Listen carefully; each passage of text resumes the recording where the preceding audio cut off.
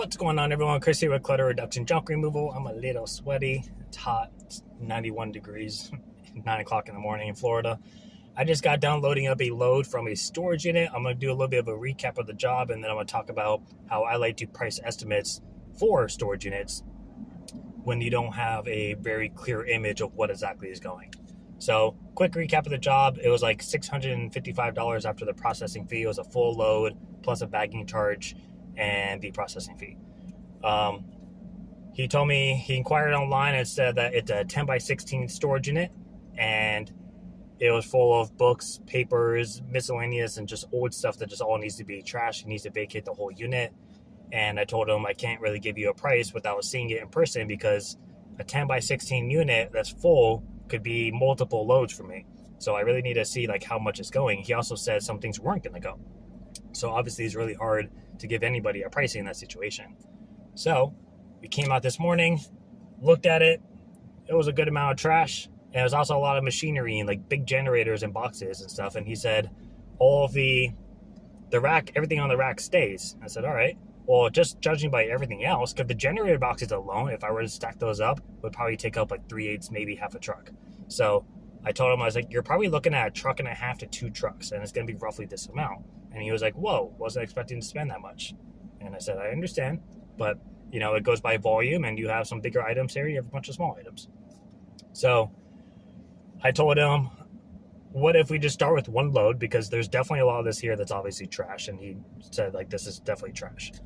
And I said, why don't we just start with one load? I'll get it out right now, and then we'll see if you want to do a second load. It doesn't make any difference to me. So that's what we did. We did the first load, and basically he kept all the generator boxes, he kept all the machinery, he kept all the boxes of equipment and stuff, and I literally just barely filled a truck. I went from a truck and a half to 2 loads down to 1 truck because he ended up keeping that much stuff. And at one point he was like, would you barter generators for payment? And I said no.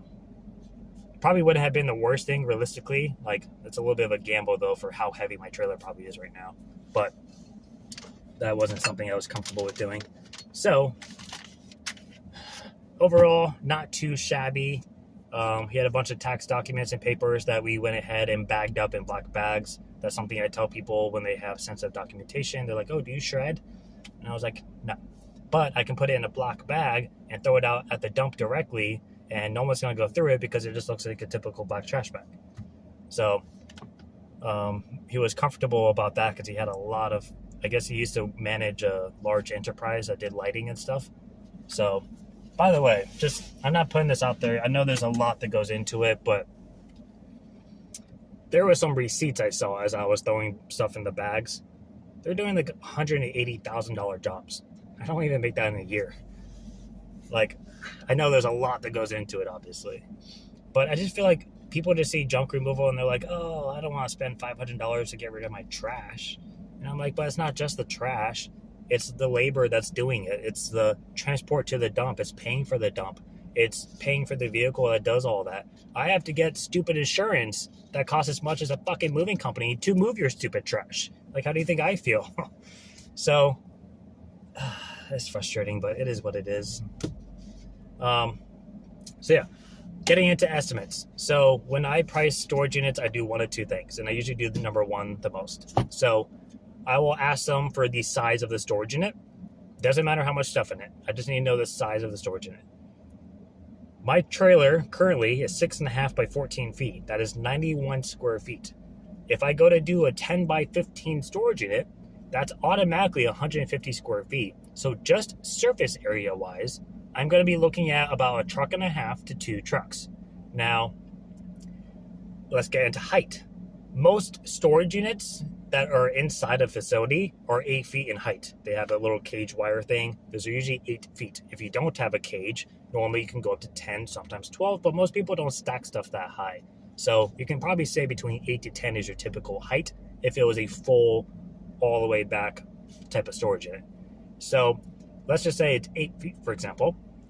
My sides are 5 feet. If you had 4 feet sides, you're basically going to have to take whatever that square footage was and double it if it's full all the way back. Think about it. If you have, let's say, a 10 by 15 and you're quoting it, let's just say a truck and a half. for math purposes. And you have 4-foot sides, and that one has 8-foot sides or 8-foot height, and it's full all the way back floor to ceiling. That is automatically going to fill 3 truckloads. 1.5, 1.5, 3 truckloads automatically, no matter what. And something that I always do is I give a range as well, because what fits in the storage unit when you were taking the time to place it and organize it and get all the boxes stacked on top of each other all nicely is going to be different from me loading into my trailer fast, because I'm trying to get the fuck out of here. So I'm not going to throw it in there and leave all this wasted space, but I may not be as precise with stacking as I would if I was loading a moving truck. So things are always going to fit a little bit differently. So I always tell people it's going to depend on actual fit of the volume. So I always give myself a range in case that happens. It's the same thing if you were to have maybe a 7-foot dresser. Like, it may have fit in that room, and square footage wise it'll fit in your trailer, but if you have to turn it a certain angle or a certain way because it doesn't fit, width wise, that's gonna mess up your overall volume. So always give a range.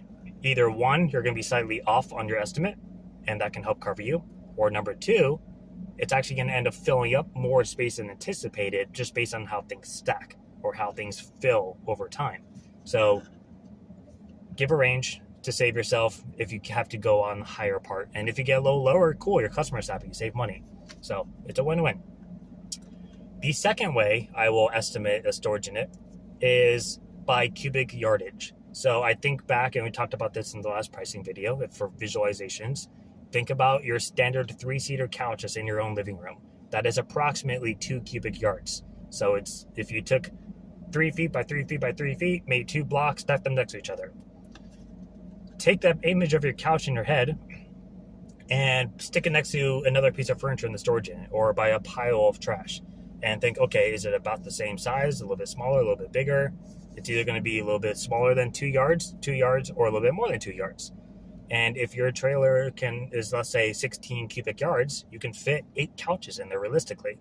So as you're calculating all this stuff throughout the storage unit, if you hit, okay, I could do that 4 times, that's going to take up 4 by 2, that's 8 cubic yards, that's half a truck.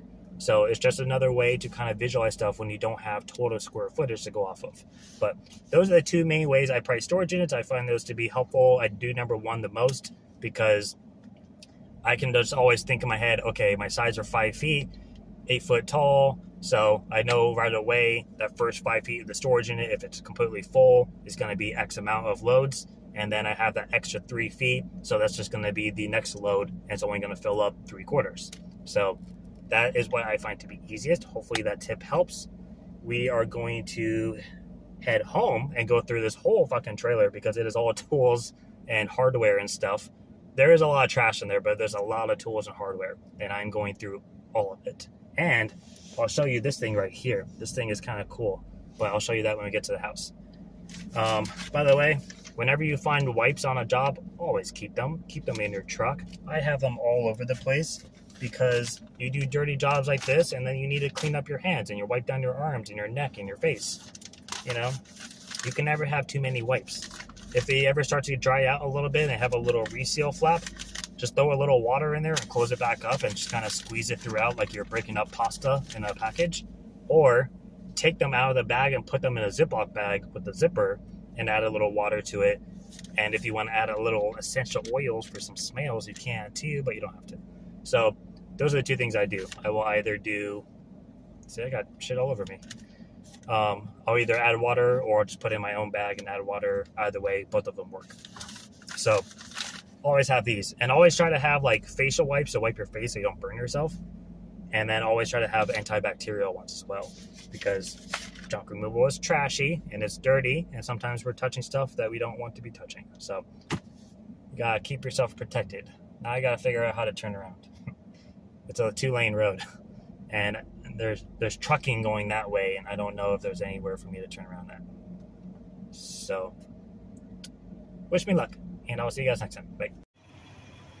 So this is the thing I was pointing at. It's a vintage electric fireplace. Now there's a few different models when I looked it up, but some of them run for as high as $1,300. but they're like obviously brand new looking and they're just old. So that was pretty cool. I mean, you have your red heat lamps down here. I saw some they had like a built-in like fake fireplace thing. Some of them had a little bit more accents. I don't know if it works. That's a problem. So we'll maybe try and see if it works without blowing ourselves up. But I thought it was pretty cool. It is real brass. I mean, I figured worst case I'd scrap it or something. But it's all brass. It's pretty heavy. But I thought that was pretty cool. So we'll definitely see if we can sell that. If not for a couple hundred, then, you know, we'll figure it out. Let's see. Made in England. Okay. Better than China. Dun, dun, dun. Alright, so, okay, I did see a couple of Regencies, so we can go off of that. We'll try to see if we can find a match.